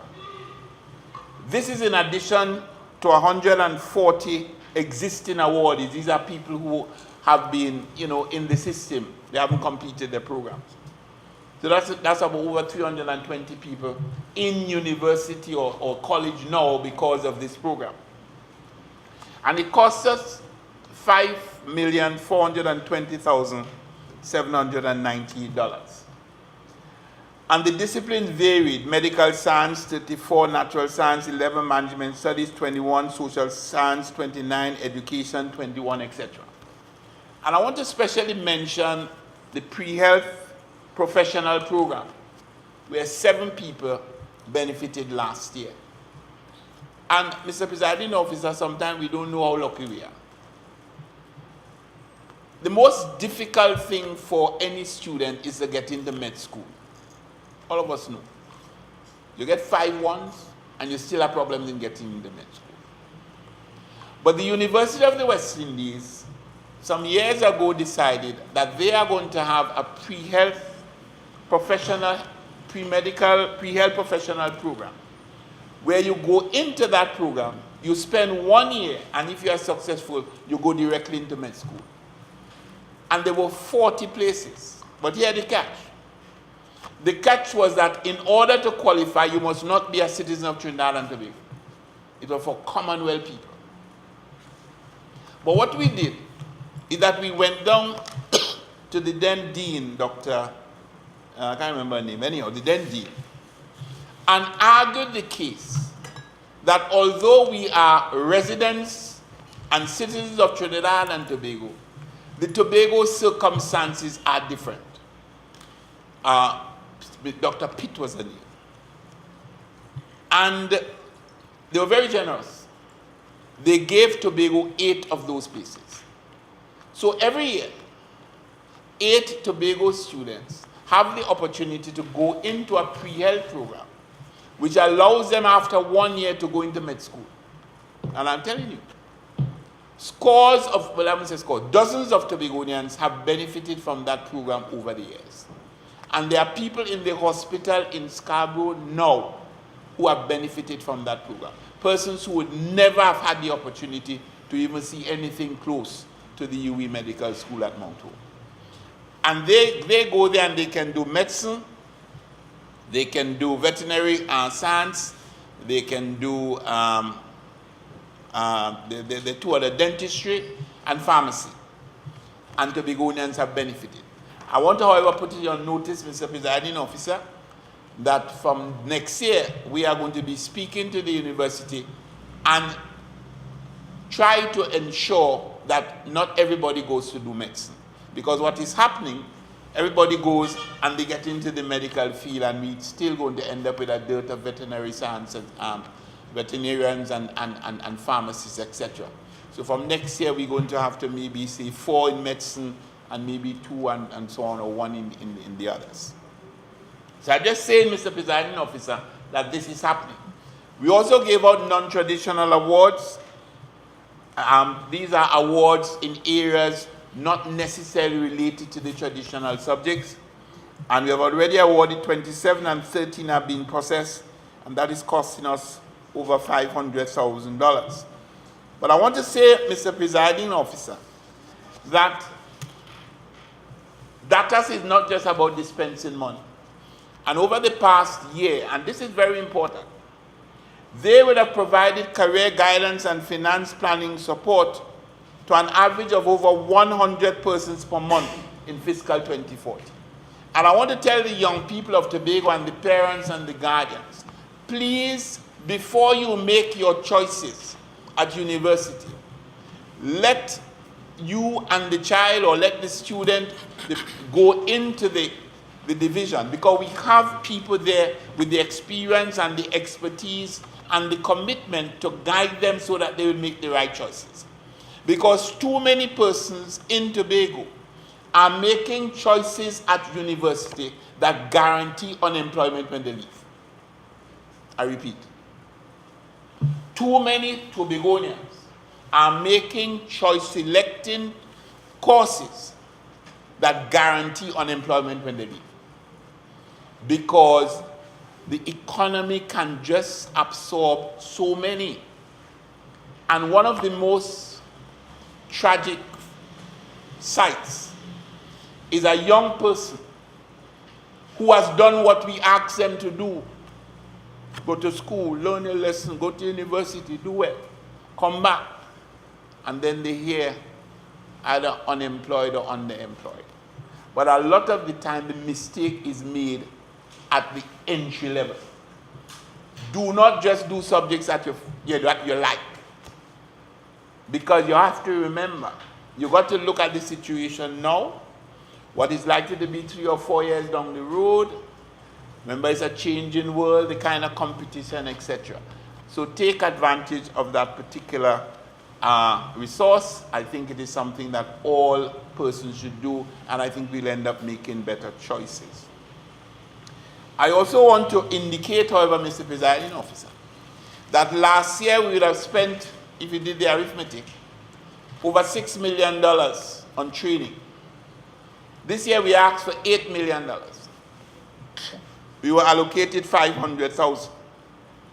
And of course, that's not going to go very far. And therefore, one of the first areas that was agreed upon to be funded by the Tobago House of Assembly as a priority project was the question of human resource development.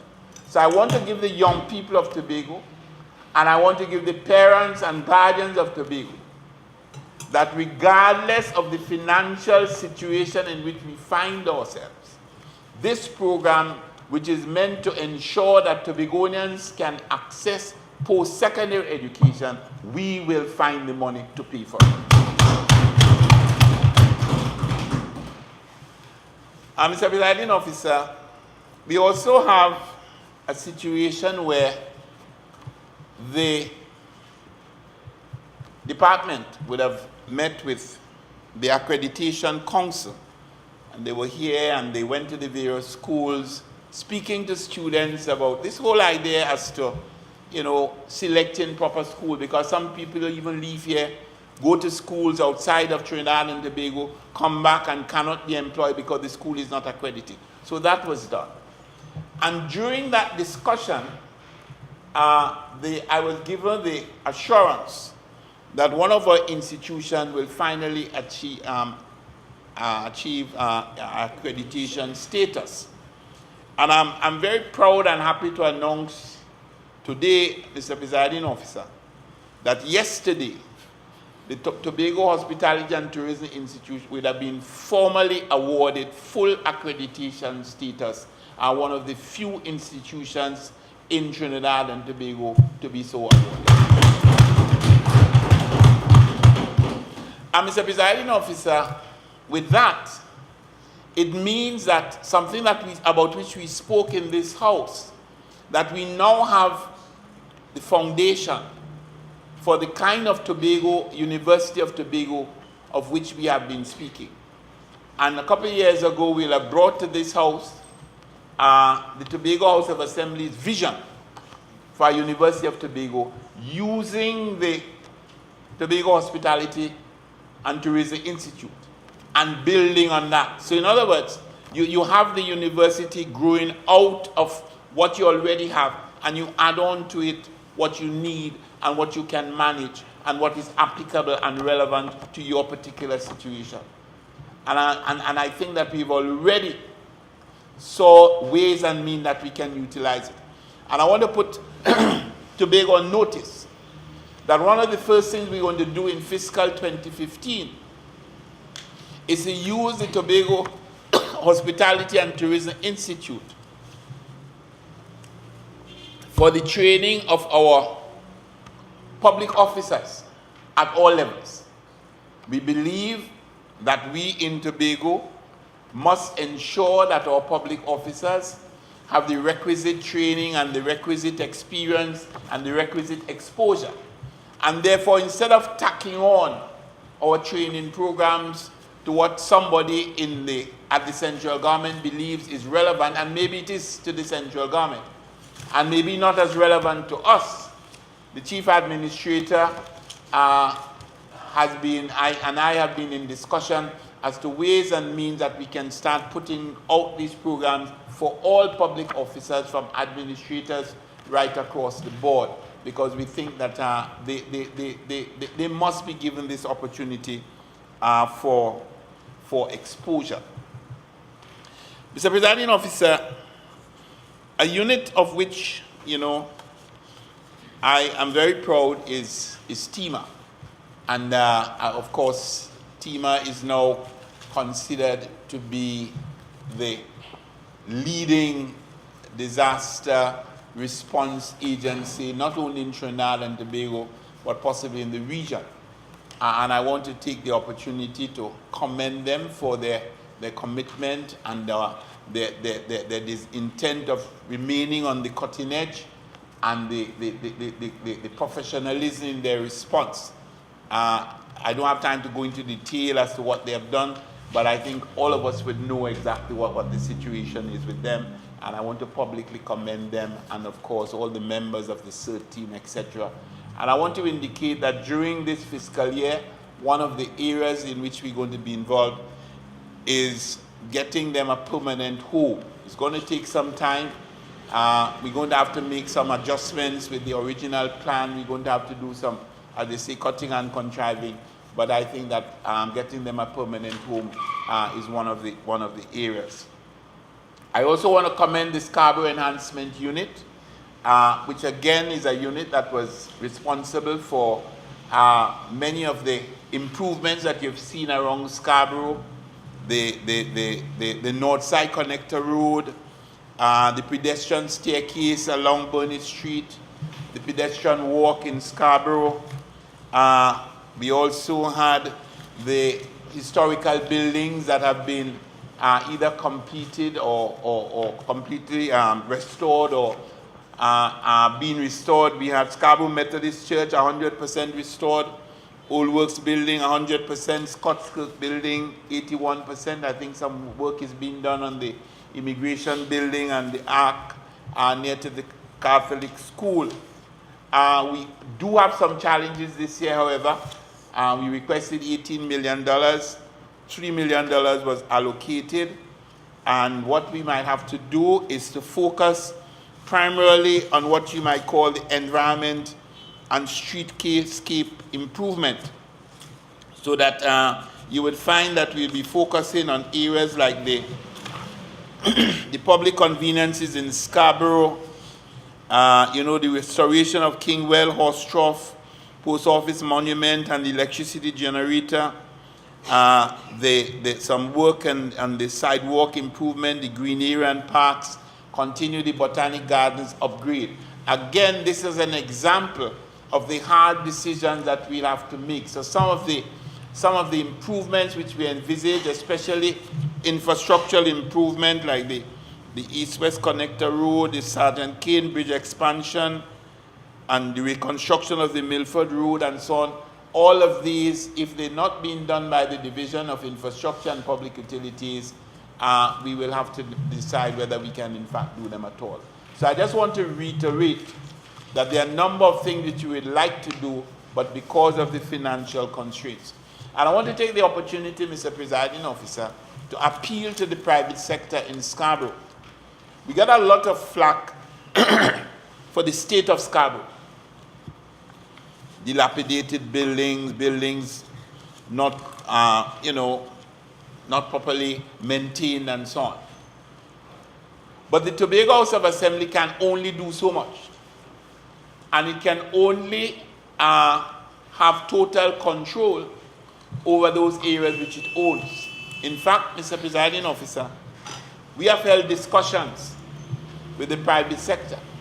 We have even brought in financiers to speak to the private sector about what can be done to enhance Scarborough, enhance the building, and by extension, improve the financial viability and so on. We have not got the kind of response that we'd have expected.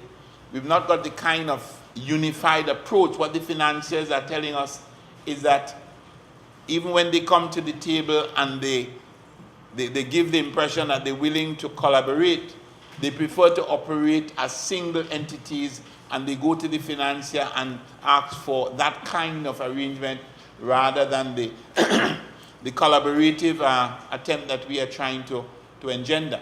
So I want the people of Tobago to understand that a lot of times when we're being criticized for the state of Scarborough, it is not something over which we have too much control.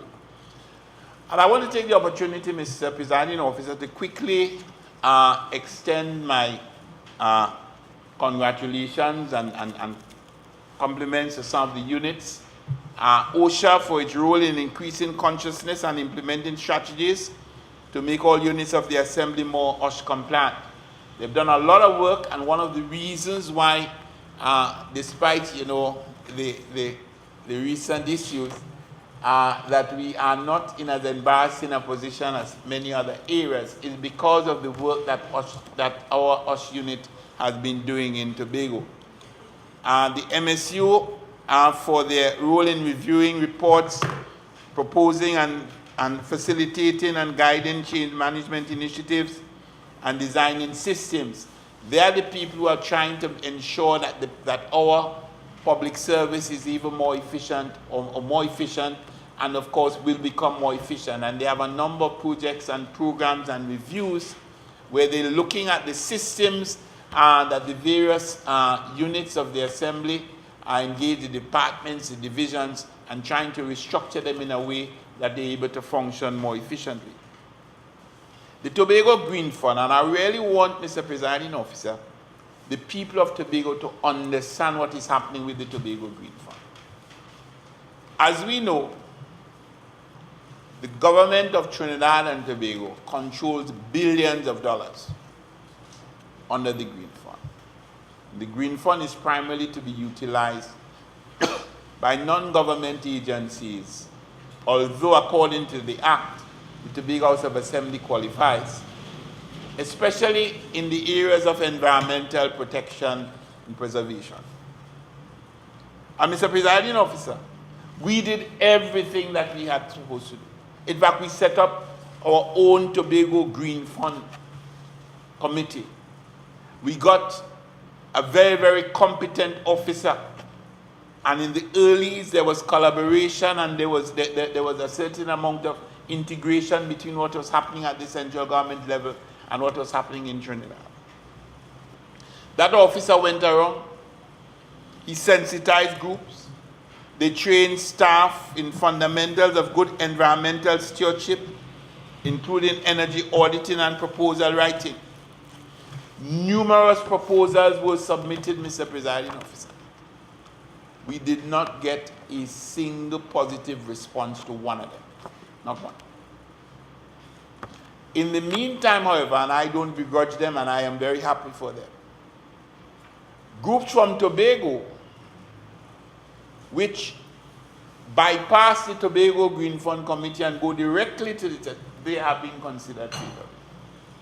And we are going to be going to the central government with a proposal which says, listen, why don't you apportion a sum of the National Green Fund for Tobago projects? You can set up your procedures and so on, you can make them as stringent as they are at the national level, no problem. But something has got to be wrong with a system where for the last 2 years, with the best will in the world, with all the professional guidance that we have put into the process, we have not been able to have any fund coming through the Tobago House of Assembly process or involving the Tobago House of Assembly in any way. None of them would have received any positive response, and we're saying that that is something that we need to treat with. I wanted to also indicate, Mr. Presiding Officer, how are we going? Yeah, you have 2 more minutes of your normal time. What, boy? Let me just say, CDB Secretariat and the strengthening of the planning unit, while all of this is happening, Mr. Presiding Officer, we have strengthened the CDB Secretariat because we recognize the last time around there are a lot of problems having to do with following the recommendations coming out of the CDB Secretariat, and we are treating with that and ensuring that there is the relevant oversight. We also strengthened our planning unit, and we expect collaboration between the planning unit and the other divisions of the Tobago House of Assembly as we take this thing forward and ensure that some of those deliverables are in fact delivered more effectively. And Mr. Presiding Officer, as I indicated, I need, in the absence of the Secretary, to say something about tourism. And Mr. Presiding Officer, the sector is in recovery mode. And I want to compliment the Secretary and our division for the initiative with respect both to airlift and cruise arrivals, they have been very successful. And in our absence, we will come to you. I'll send a message. I just want to give you an idea, Mr. Presiding Officer, of something that have happened. British Airways, a new agreement signed for a second summer flight from April 2015. This means that next year, or this fiscal year, there'll be 2 flights per week in both summer and winter. And I think the good news, Mr. Presiding Officer, is that British Airways has indicated that its sales have increased 100% when compared to last year. And we have 1,800 more passengers booked to come to Tobago than for the same period last year. In addition to that, Virgin Airways, which had pulled out, last year, they are now in negotiation with the division to return. The Apollo Charter, which was initiated last year, they confirmed for another year. Condor is going to be back. And of course, I think the reason why the secretary is not here is that she and her team, they've been to Austria and I think Switzerland, and they're moving across to the United Kingdom for the world travel market. And as you know, that's where everybody gets together, all the agents, all the airlines, all the destinations. And basically, she's quite upbeat, and the team is quite upbeat that they're going to get there. The member speaking time has expired. Mr. Presiding Officer, I beg to move that the speaking time for the member for Scarborough Calder Hall be extended by 15 minutes. Thank you. Members, the question is that the speaking time of the member be extended by a further 15 minutes. Those in favor say aye. Those against say nay. The ayes have it. Member, you may continue. Thank you, Mr. Presiding Officer.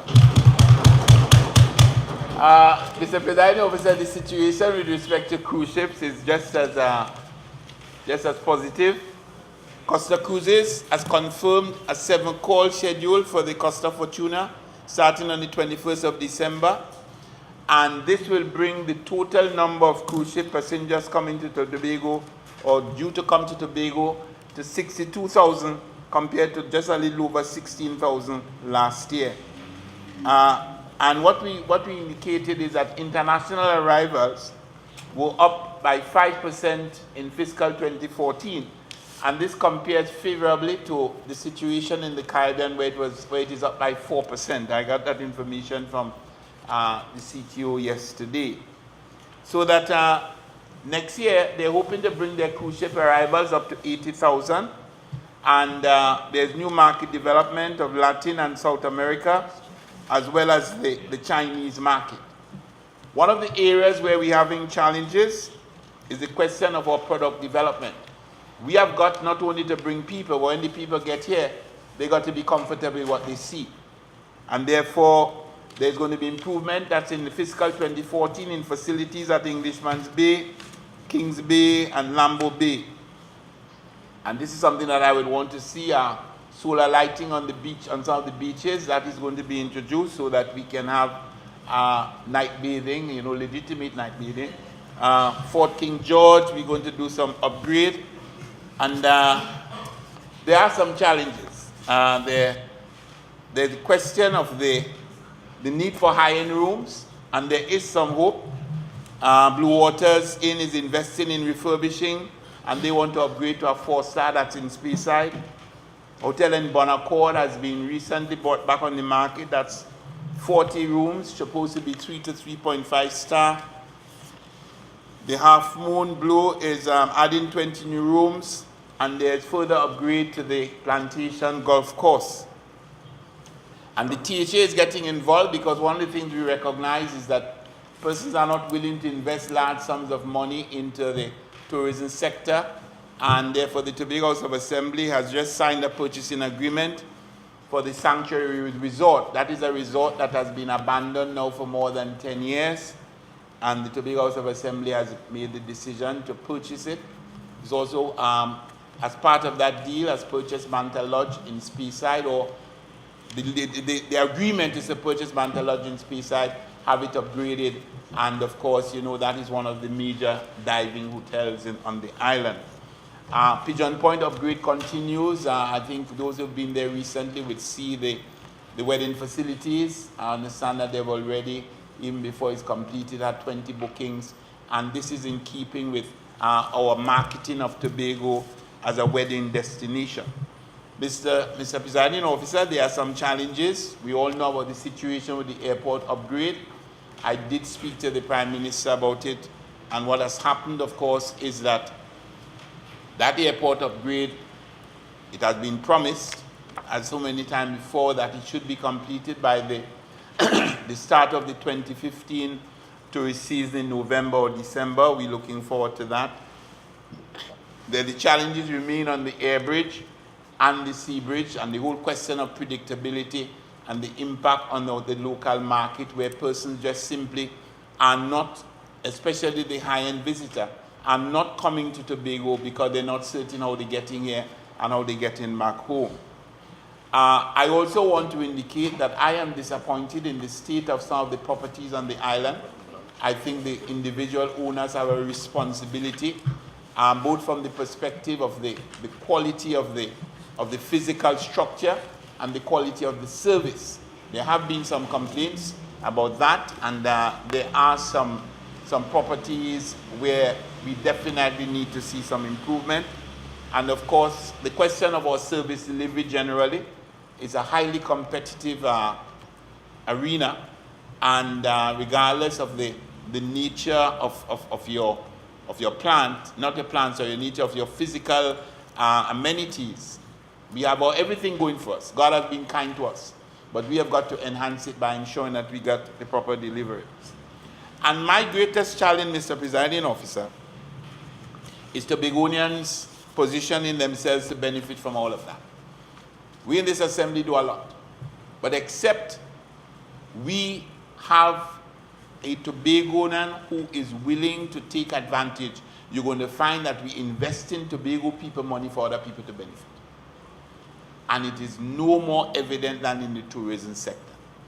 We spend tens of millions of dollars in bringing thousands of persons here. Cruise ship come in, the people walk through Scarborough, they have nothing to buy. Even the places that normally open, they make it a point of duty to close up when the cruise ship comes. I don't know why. We have a situation, we're trying to encourage communities, put on something, and we're having challenges. I am saying that we got to revisit our mindset and understand that we don't just bring tourists here to enjoy the place. We bring visitors here so that the people in the place can benefit. And the only way that the people in the place can benefit is if they adjust. We have situations where more people come, more jobs are created, but the people in the hotels are saying they want people from outside to come to work because the Tobagonians don't want the jobs. And I'm saying that if you don't want the direct job, there are indirect benefits that you can get, you can derive from getting involved in the industry. And I'm saying that this is the situation. So with respect to Tobago responsibility, I just want to make a general comment that we in Tobago, after all this talk, have to understand that as Tobagonians we have a responsibility. And that is why I made the point, Mr. Presiding Officer, or we made the point, Mr. Presiding Officer, the very last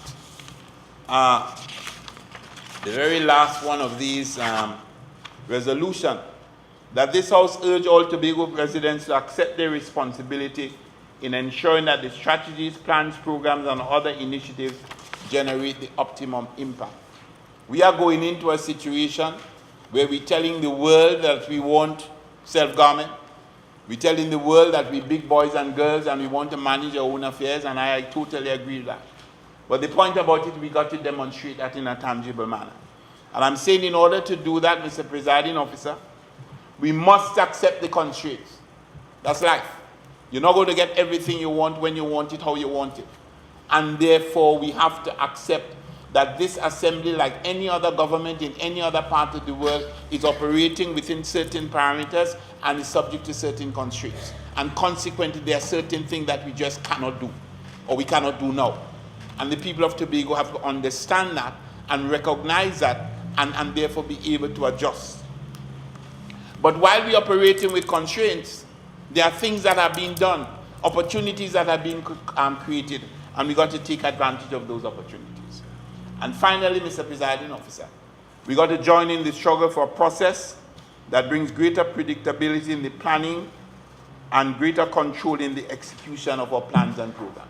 And the only way that we can do that, Mr. Presiding Officer, is to join in the struggle for Tobagonians to take care of their own business. I was very heartened, Mr. Presiding Officer, when I went to Trinidad and met with the Prime Minister. I had a long meeting with her. The Chief Administrator was there and the Secretary of Finance. And what is very important is that after the meeting, a statement came out from the Honorable Prime Minister. So nobody else could come here and say London trying to mama guide. And I want to read from it. It's the Prime Minister's statement. The government reaffirmed its commitment to internal self-government for Tobago. In this regard, the Chief Secretary put forward some suggestions with which I agreed I would take to Cabinet for discussion as to the way forward. And the proposal I put forward to her is that we in Tobago have come to the conclusion that if we try to do it by ourselves, we're going to continue fighting one another like crabs in a barrel. So we want to do it together. Because if all of us get it together, no one of us can claim it. And therefore, we want the same situation in Trinidad. So my suggestion to her is that all the leaders in Tobago will sit with the government of Trinidad and Tobago, comprising the government and the opposition. Because everybody said they're committed to self-government, and therefore we have agreed on the what. Let us now sit down and discuss the how. And she said she'll take it to Cabinet. I indicated to the Chief Secretary that there'll be a special meeting of Cabinet in Tobago in the coming weeks, and we'll engage the THA executive. She has also agreed that the THA executive and the Cabinet will sit down and talk as equals, not as some people believe where because you're a minister, you're in charge. Members of the Cabinet will at the same time give the Chief Secretary an update on the way forward with respect to constitutional and legislative reform with regard to internal self-government for Tobago. And Mr. Presiding Officer, I want to read this very slowly. Don't up my time. Incursion into areas devolved to the THA under the 5th schedule by the central government. The other issue of discussion the Chief Secretary brought to my attention with respect to incursion by the central government into areas devolved to the THA under the 5th schedule. I did undertake to look into these allegations. I indicated very clearly that we would not condone illegality as it pertains to the Tobago House of Assembly Act. This is the Prime Minister of Trinidad and Tobago, the Honorable Kamla Persad Bissessa, saying, I indicated very clearly that we would not condone illegality as it pertains to the Tobago House of Assembly Act. So what I am doing, and what I want you to help me doing, is let us make a list of all the illegalities and make the job easy for the Prime Minister so that she wouldn't have to go looking for them. We will present them to her because they're very blatant and they're very numerous. And then we will see whether this is old talk or whether the Prime Minister genuinely does not condone illegality. I'm just saying, Mr. Presiding Officer, that the Secretary would have been heartened by her agreement that we will continue our discussion with the Prime Minister on the Minister of Finance with respect to the options for the additional modes of funding. And we're hoping to have a meeting with the Ministers of Trade, Finance, Tourism, and Planning, where they will come and sit with the members of the Assembly to discuss the whole question of the revitalization of the Tobago House of the Tobago economy. Yeah, I don't want to stretch your generosity very much further, Mr. Presiding Officer. Let me just say one final thing. People of Tobago have got to understand that most of the challenges of which the Secretary of Finance would have spoken could be resolved if there is, in fact, a THA, the review of the Tobago House of Assembly. The question about predictability of funding, that will be resolved. The question of the domination by cabinet and cabinet overturning decisions, that will be resolved. The question of interference, that will be resolved. The question of the Tobago House of Assembly determining its path and determining how that path is going to be financed, all of those will be resolved. I am saying to you, Mr. Presiding Officer, and to the people of Tobago, that this is the time for us to say, this is the last time we should be doing this. This is not the way. You can't run an island like that.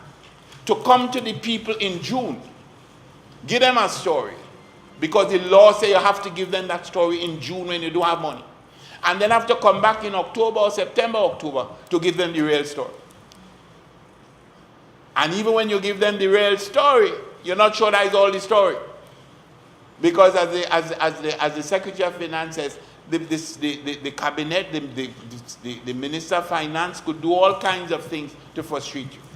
You can get frustrated with when the money coming, with the money coming and so on, whether you're going to be part of the midterm review, all of these things, Mr. Presiding Officer, I am saying the time has come for us to go to another level. I repeat, we are big boys and girls,